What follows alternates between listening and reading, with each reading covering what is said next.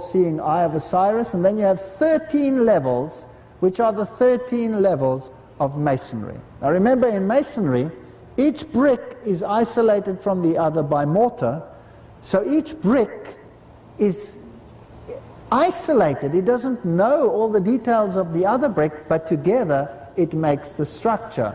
So you have various institutions which form part of masonry, and we have to ask them themselves what they are.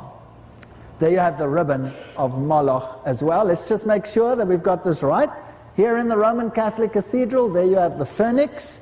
There you have the symbol of Saturn, or the god Moloch, the god of death. And of course you have the ribbon in this as well. Let's enlarge this a little bit. There you have it. The ribbon, the symbol of Moloch, which is on your dollar. And you have all these symbols over here as well. Okay. If you look at this side, you have the hexagram with the 13 pentagrams inside of it. And you'll have 13 stripes, and you'll have 13 feathers, and you'll have 13 arrows. And if you take the first letters of that, you get Arto, and then you have Arlington, and all those states as well. So that is your Great Seal, and it is the symbol of Moloch, the symbol of Lucifer, with every single detail masonically enshrined upon it. That's what it'll look like on your dollar note, and that's what it means. Of course, the symbol of the great eagle is also a symbol of Osiris. Now, according to Ayn Rand, who was the girlfriend of Philippe Rothschild, these are the levels of masonry. So this comes from masonry itself. It's got nothing to do with me, so don't be angry with me if you find names on here that you don't like on there. I didn't make it up. All right. At the bottom, you have humanism. In other words, the doctrine that all are responsible for themselves. We are not responsible to a higher order. We saw that last night at an infinitum in the Masonic Lodge. Masons, no aprons. The lower aprons, the lower no-apron Masons, those that work for Masonry without knowing that they are part of Masonry. They don't even know it. These people are used like gun fodder. They are told lies. They are deliberately misled. We saw that last night as well.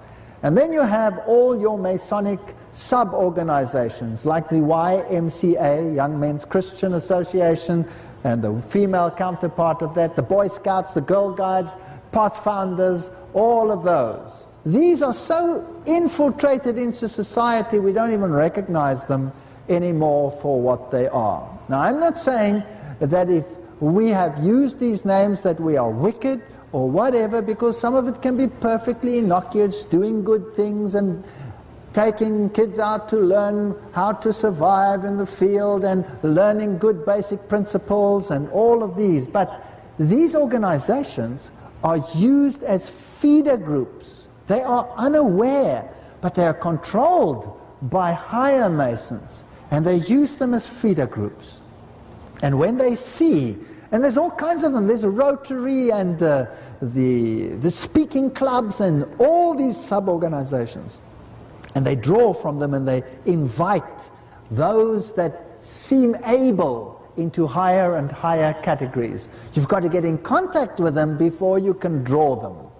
So the Rotary, the Lions, the Odd Fellows, all of those is form the next level of Masonry.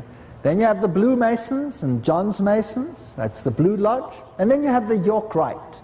The York Rite is the so-called Christian Rite, which is anything but Christian in its higher levels. It's highly occult. And higher than that, you have the Scottish Rite. And the Scottish Rite takes you right up into straight Luciferian worship. In the other rites, you can branch off also to all kinds of sub-organizations, and mingled in with all of this, you have Rosicrucians and all of them. Now look at what forms part of Masonry. Communism.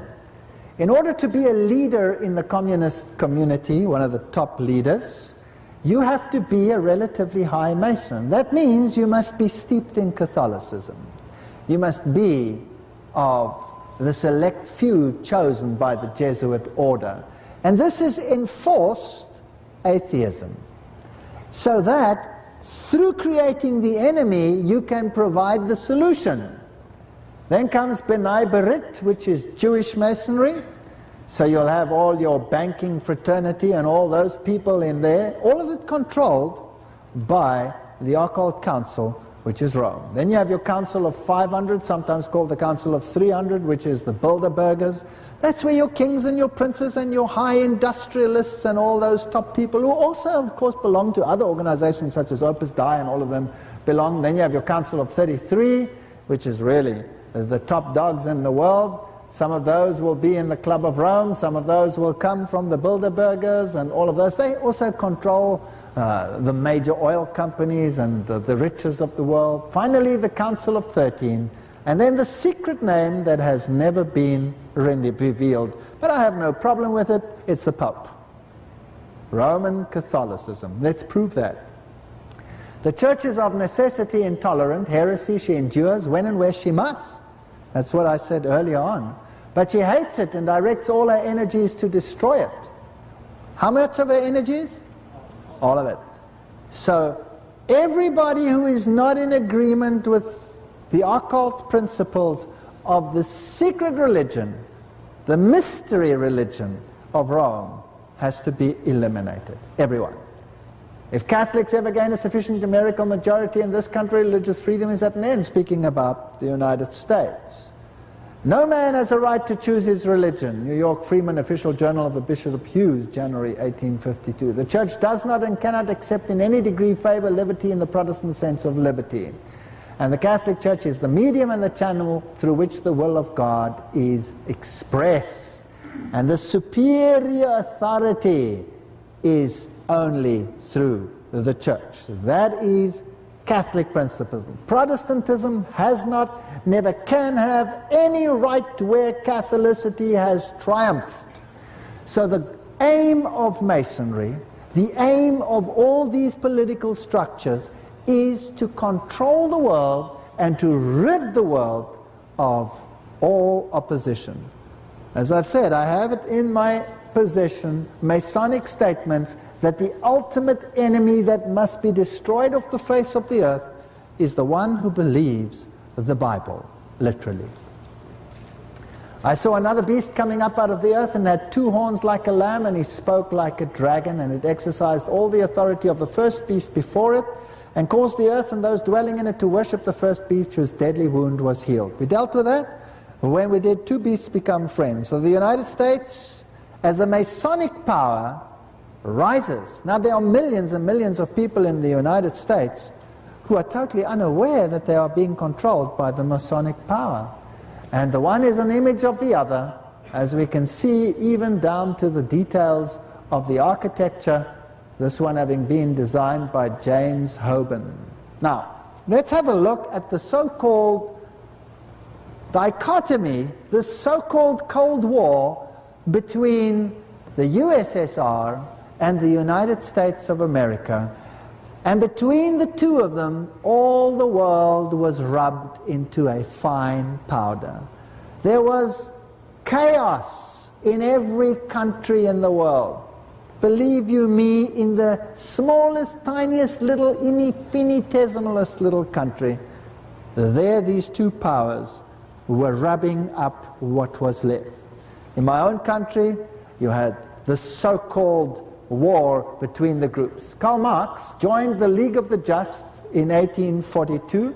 That is one of the Jacobin clubs.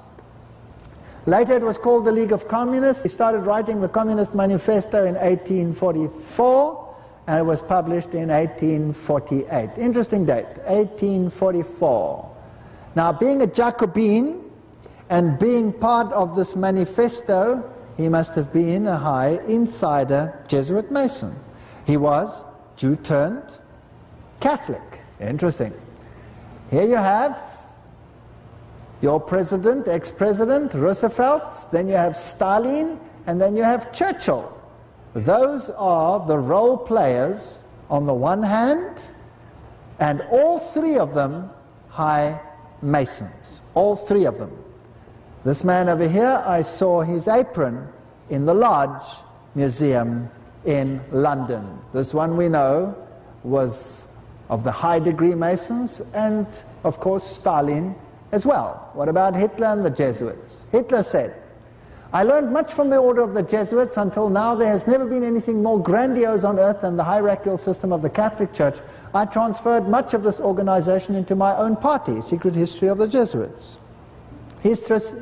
The whole of the structure of Nazism was based on the Jesuit concept. The SS, by the way, SS are the symbols of Lucifer. If you have the rock band Kiss, they use exactly the same symbols. Was constituted according to the Jesuit principle. Himmler was head of the SS, was closely associated with the Jesuits through his father. Hitler said of him, "I see Himmler as our Ignatius of Loyola." And Joseph Goebbels was also a trained Jesuit. So on the one hand, you had the United States, you had Britain, and you had Stalin, and all of them were high Masons. On the other hand, you have Adolf Hitler. Now, who's the real enemy in all of this? Who's the real enemy? Protestantism and the Orthodox Church. So by 1917 they had the power through the First World War to take over Russia in the Bolshevik Revolution. And the Masons were in control. Now it was time to rub out the Orthodox resistance and to rub out the Protestant resistance. Get rid of it all over the world. Goebbels, Himmler, both of them Jesuit-aligned Freemasons.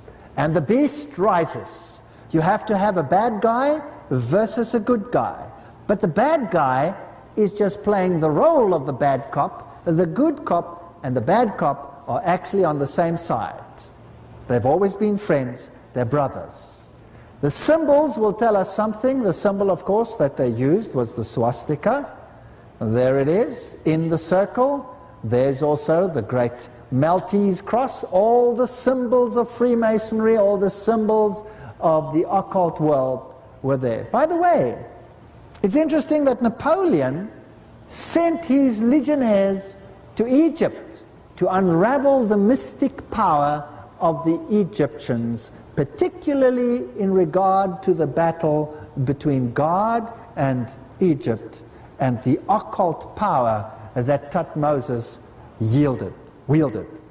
And Adolf Hitler did exactly the same. Why did he send his strongest legions under Goebbels to go into North Africa and to secure the whole of the Egyptian mysteries? Napoleon had 13 huge volumes written, and this man as well. And they studied mind control. He used mass hypnosis to dupe the people into believing whatever it was. Here he respectfully greets Hindenburg, who has the same Masonic regalia and who was also a high Mason. So they catapult this man to power, and he works with the young, and he enthuses them, takes power, and one of the principal Catholic personalities to help Hitler was Franz von Papen, leader of the Catholic Party in Germany and friend of Pacelli. So Rome works with Nazism. The pictures that we see are all Masonic. The looks are Masonic. And the symbols, the Reichsadler, are Masonic. The structure of the hand is a Masonic signal too. The open hand is the symbol of sun worship, symbol of Lucifer. And these pictures that you see over here, he posed for them. So these are not taken at a speech. He got a photographer to take them, and he posed for them. Masonic signal pictures, the finger of Masonry. And the so-called wedding between Russia and Adolf Hitler. There is a double Masonic figure over there, again over there. Here he is with the nuncios and with the papal ensigns, and there you have the cardinals giving the same signal. So they were all one and working together.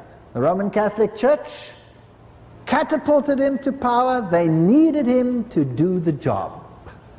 The Pope and the Führer, here